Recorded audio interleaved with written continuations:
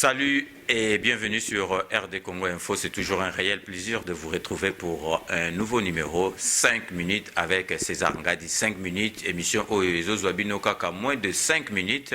Et Zolobela Ndengbozomouna, actualité, news surtout politique, culturelle, news surtout, ezali ko toucher peuple congolais. Je pense que jusqu'à preuve du contraire, tout le monde est d'accord avec 5 minutes avec César Ngadi. Lelo to Kolobela.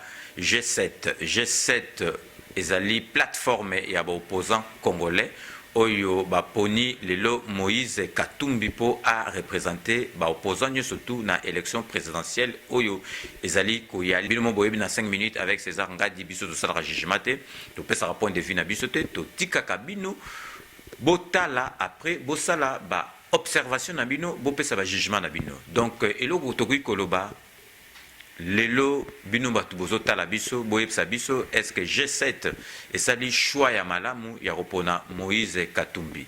Est-ce que G7 baponi Moïse Katumbi après bakoya susu te koloba toponaki Moïse Katumbi te à l'unanimité? Donc G7 eponi mutu ya malamu pona ko représenter opposant surtout pour gagner élection présidentielle botolango na côté ya pouvoir ya PPRD. Siko tozali ko mituna batu ya pouvoir balobi ke Moïse Katumbi azali muto awitaki pa na bango moko bayebi baje babano kosala Moïse Katumbi akoki jamais ko gagner élection présidentielle. Mais siko tozali ko mituna opposant comprendre qu'il fallait bazala réunir pour gagner élection présidentielle oyo ekoyana mbala oyo ezali koyana 2016 parce que bango bazali kolobake Kabila il faut se représenter.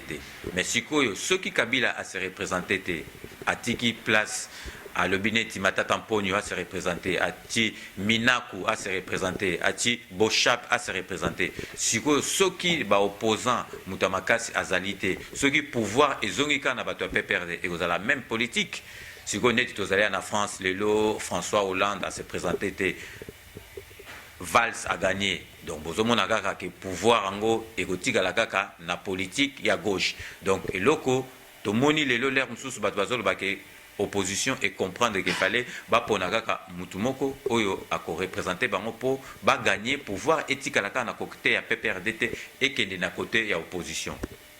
Denka to tuni bino boyebisa biso est-ce que G7 plateforme ya opposant et ça dit choix na ya bango malamu ya repona Moïse Katumbi a représenté bango pour gagner prochaine élection présidentielle.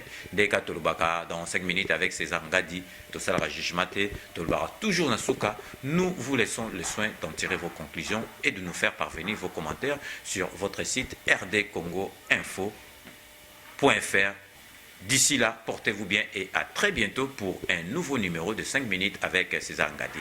Derrière la caméra, c'était Joe Flèche, image de Bomoni Komi, Yasika, Yakitoko. Donc d'ici là, portez-vous bien et à très bientôt. N'oubliez pas, tout le monde est d'accord avec RD Congo Info et il en restera ainsi pendant longtemps.